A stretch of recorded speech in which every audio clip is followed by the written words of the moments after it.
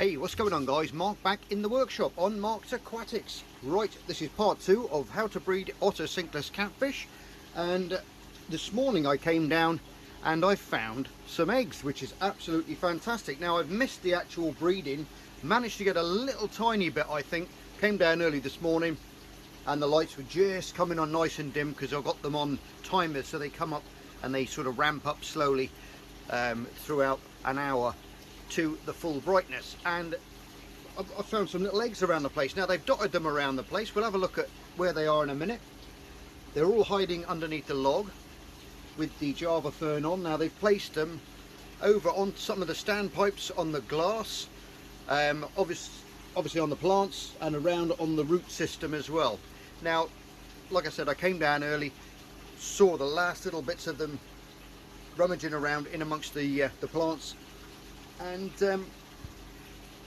we've got a few eggs, which is fantastic news. Now it's been 2 weeks since I put them in. Had a few impatient comments saying, oh, they failed and all this kind of stuff. These things take time. If you're going to breed fish, patience is the key, and conditioning is the key as well. If you think you're just going to throw these things in a tank after bringing them out of a pet shop from the wild into a pet shop into your tank and expect them to breed so quickly, then you're not going to really succeed in breeding fish. You've got to be patient and you really have to do things in the right way. So what I've done is I let them settle in first for the first week or so. I've been heavily feeding them up on peppers, Brussels sprout leaves, all that kind of good stuff, and the spirulina tablets as well. Also I've been putting in some Daphnia, which I had out of one of my water barrels.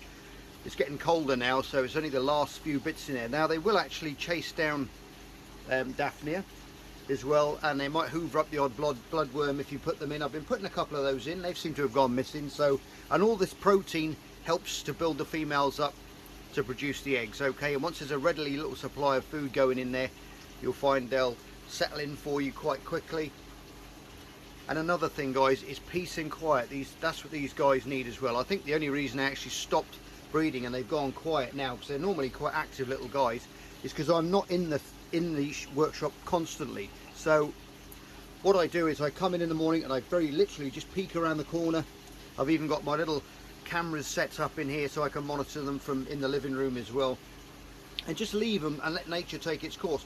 If you keep diving in front of the tank all the time, making, you know, all your kids are running around, or your dogs, cats bouncing about all over the place, they're going to get put off doing what they want to be doing. So having peace and quiet, especially for these smaller species, egg laying, egg scattering species, is pretty important for them.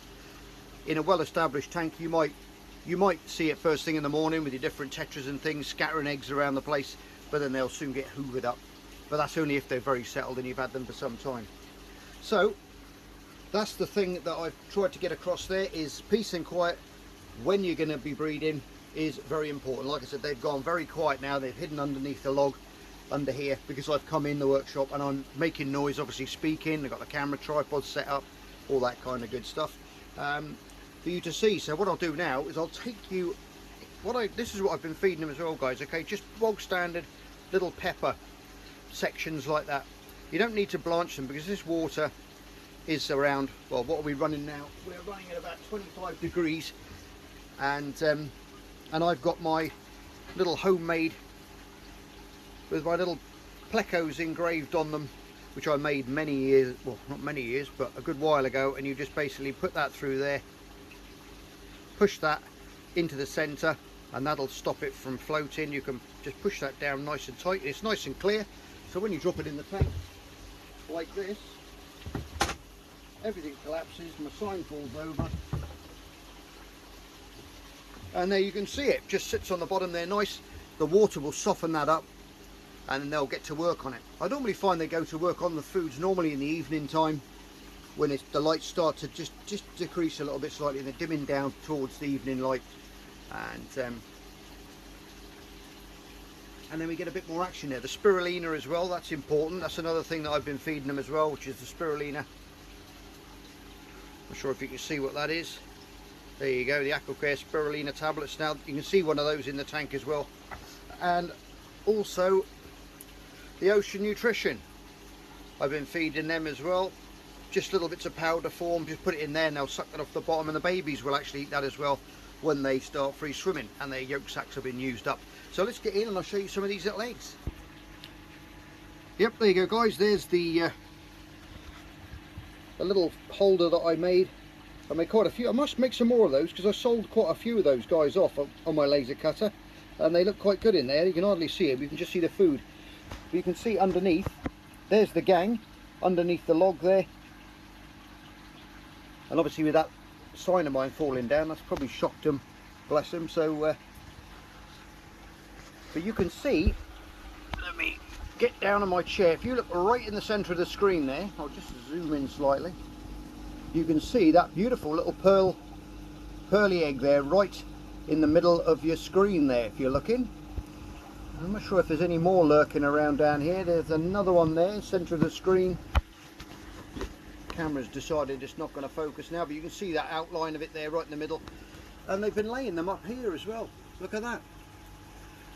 They're laying them on the pipe, on the glass, all over the place. They were whizzing about up and down the glass. Now when our Otocinclus actually start to breed, you'll see them actually swimming up and down the glass, and the males will be in hot pursuit, and you'll find they'll go into that T position where the male will curl around the front of the female. He will release that sperm, and then she waves it and wafts it through underneath her fins, and she'll deposit one little egg down in there. Like if you've watched my corries, how to breed corries, they do exactly the same thing, okay? And then they'll hold that in their little fins and they'll swim around somewhere and they'll deposit it on a leaf, or in that case up here on the glass. There's another one down the back there. If you're wondering what these things are guys, these are oxidators, and basically they hold hydrogen peroxide 6%, and inside there's a little plastic little cap which goes on there with little needle holes in there, and what it does is there's a catalyst in there. I think it's either a bit of silver or something. I've got a video and actually you can make these for yourself if you want to go back and have a look through my playlists. And actually the hydrogen peroxide actually pushes out, and as it goes into the water column it turns back into oxygen. So basically it just adds oxygen and gives you a water, it just cleans up your water a little bit better actually, you know, and oxidates it. You can see the oxygen coming out from them, very small bubbles coming off.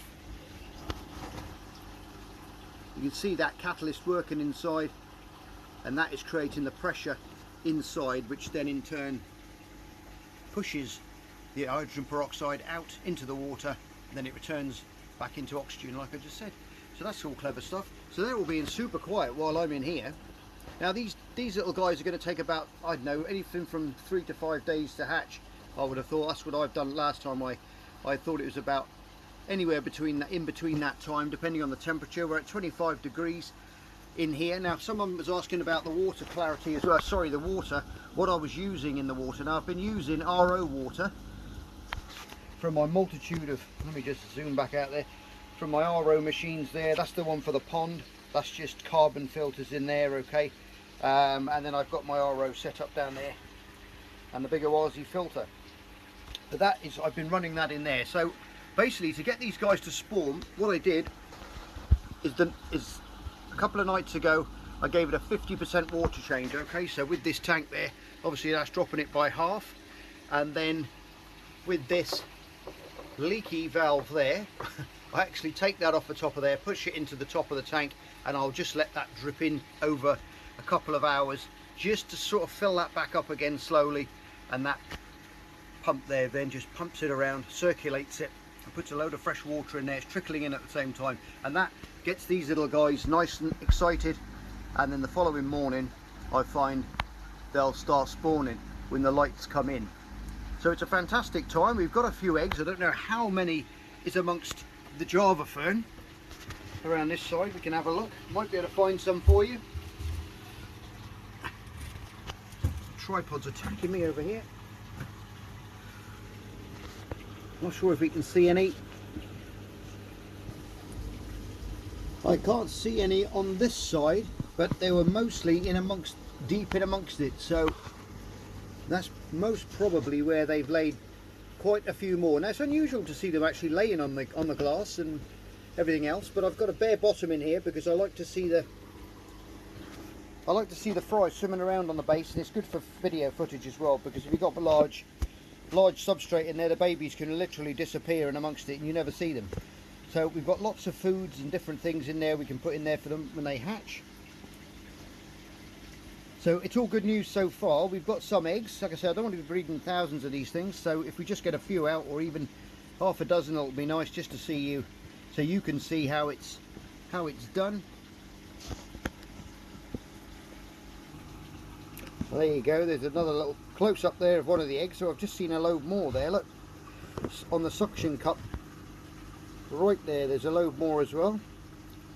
So that's super interesting, guys, because I say normally when I've bred them in the past, they've only laid on the plants. So it's, I suppose they'll put them where they want them to be. I suppose it's a structure, so that's where they've decided. You can see the little dark bits inside there, which I'm trying to get the best quality picture I can for you there, but it's quite difficult. But hopefully they're all fertilised and we'll have some babies out in a few days' time. Yep, there's the little gang hiding underneath the log. 11 in total. They're hiding in amongst the plants as well. There's that little egg there in the middle of your screen again. Now what I am going to have to do is put that on there. I'll just go back a bit.